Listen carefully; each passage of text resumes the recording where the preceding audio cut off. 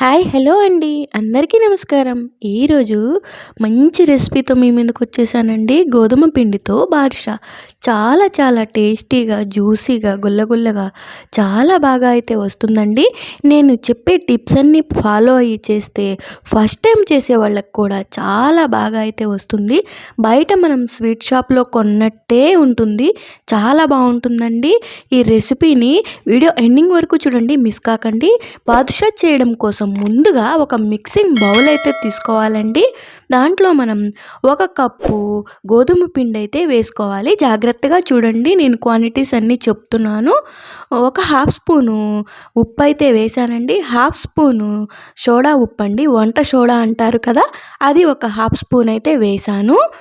ఇప్పుడు 2 టేబుల్ స్పూన్ల నెయ్యి అయితే వేసుకోండి. నెయ్యి అయితే స్కిప్ చేయొద్దండి. నెయ్యి వేయడం వల్ల టేస్ట్ చాలా బాగుంటుంది బాదుషా అనేది.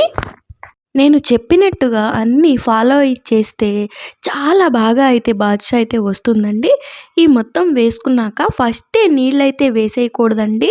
ఫస్ట్ నేను ఈ వీడియోలో చూపించినట్టుగా అన్నీ కలిసేలాగా ఇలాగా పొడిగా కలుపుకోవాలండి. స్పూన్తో వద్దు, చేత్తోనే నీట్గా ఇట్లా కలుపుకోవాలండి. ఇట్లా ముద్దలాగా రావాలి. చూడండి, ఇట్లా అయితే రావాలి.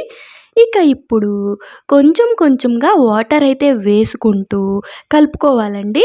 ఒక్కసారి ఎక్కువ వాటర్ అయితే వేయొద్దు. నేను వీడియోలో చూపించినట్టుగా కొంచెం కొంచెంగా వాటర్ వేసుకుంటూ చేయండి, కలుపుకోండి. చాలా బాగా అయితే టేస్టీగా వస్తుంది.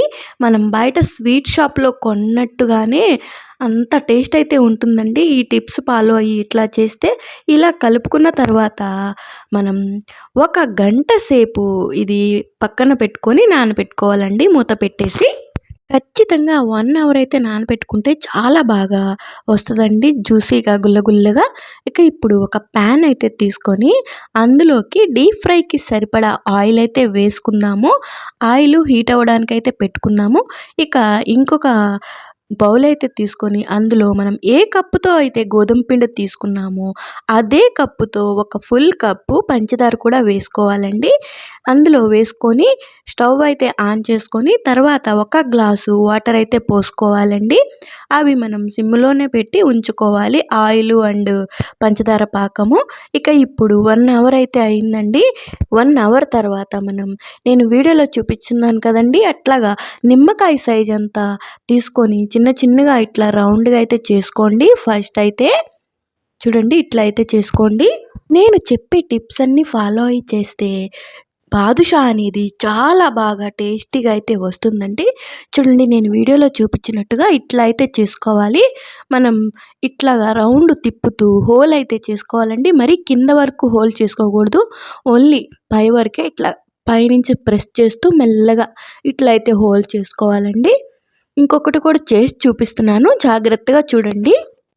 ఇట్లాగా చెయ్యితో ప్రెస్ చేస్తూ లైట్గా ఇట్లా రౌండ్గా తిప్పుతూ హోల్ అయితే చేసుకోవాలి.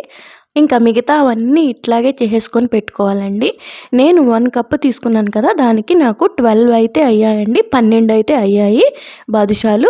ఇక ఇప్పుడు 2 యాలక్కాయలు అయితే లైట్గా పౌడర్ లాగా చేసుకొని ఆ పంచదార పాకంలో అయితే వేసేయాలండి. ఇక ఇప్పుడు ఆయిల్ గోరువెచ్చగా ఉన్నప్పుడే, ఎక్కువ వేడైతే అవ్వకూడదండి, మనం మీడియం ఫ్లేమ్లో పెట్టుకోవాలి. ఎక్కువ హీట్ అయితే అయిపోకూడదు. ఆయిల్ గోరువెచ్చగా ఉన్నప్పుడే మనం ఈ బాదుషాలు అయితే అందులో వేసేసుకోవాలండి.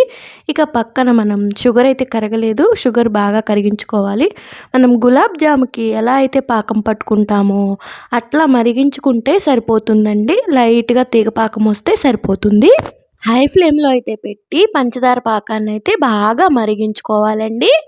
చూడండి, ఇట్లా బాగా మరిగించుకోవాలి, బాగా మరగనివ్వాలి ఈ విధంగా. ఇప్పుడు మీకు బాదుషాలు చూపిస్తాను చూడండి, ఇంకా పైకైతే రాలేదు. ఇక పంచదార పాకం అయితే ఇట్లా బాగా మరుగుతుంది, చూస్తున్నారా? లైట్గా తీగ పాకం వచ్చే వరకు మరిగించుకోవాలి. చూడండి, మనం గులాబ్ జామ్కి ఎలా అయితే తీసుకుంటామో అలా ఉంటే చాలండి తీగ పాకం. చూడండి, రెడీ అయితే వస్తుంది, దగ్గర అయితే పడుతుంది. ఇంకా కొంచెం అనమాట. రెడీ అయితే అయిపోయిందండి. ఇట్లా ఉంటే సరిపోతుంది.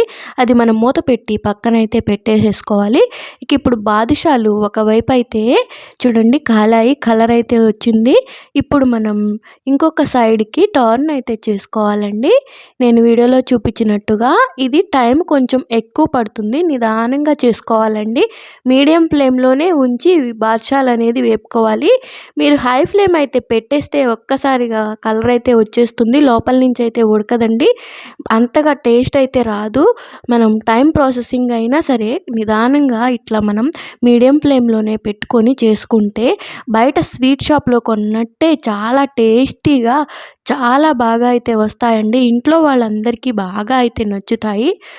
బయట కొనుక్కొని వచ్చామా అనే అనుకుంటారు. మనం ఇంట్లో చేసామంటే ఎవ్వరు నమ్మరు. అంత టేస్టీగా అయితే ఉంటాయండి. కానీ మీరు మీడియం ఫ్లేమ్లోనే ఉంచుకొని ఇవి నిదానంగా మనం వేపుకోవాలండి. హై ఫ్లేమ్ అయితే పెట్టవద్దు. చూడండి ఇలా కలర్ చేంజ్ అయ్యే వరకు కొంచెం బాగా వేపుకోవాలి బాదుషాలు. ఇంకొకటి గుర్తుంచుకోండి, పక్కన పాకం కూడా వేడిగానే ఉండాలి. ఈ బాదుషాలు కూడా మనం నూనెలోంచి తీసినప్పుడు వేడిగానే ఉండాలి. రెండు వేడిగానే ఉండేటట్టు చూసుకోవాలి. ఒకవేళ మీకు పాకం చల్లారిపోతే మళ్ళీ హీట్ అయితే చేసుకోవాలి. పాకాన్ని వేడిగా ఉన్నప్పుడే ఈ బాదుషాలు మనం పాకంలో అయితే వేయాలండి. చూడండి ఇవైతే కలర్ అయితే చేంజ్ అవుతున్నాయి. గోల్డెన్ బ్రౌన్ కలర్ లాగా వస్తుంది చూస్తున్నారా? ఇట్లా వేగితే బాగా వేగినట్టు అనమాట. ఇంకా రెడీ అయితే అయిపోయాయండి. ఇప్పుడు పక్కన మూత పెట్టుకున్నాం కదా, పాకం కూడా చూద్దాం వేడిగా ఉందా లేదా అని. పాకం కూడా వేడిగానే ఉంది అండి. ఇక ఇప్పుడు మనం ఆయిల్లో నుంచి ఇవి తీసేసి వెంటనే మనం పాకంలో అయితే వేసేయాలండి. మొత్తం మనకి ఆ బౌల్లో ఎన్ని పడితే అన్ని వేసుకోవచ్చు.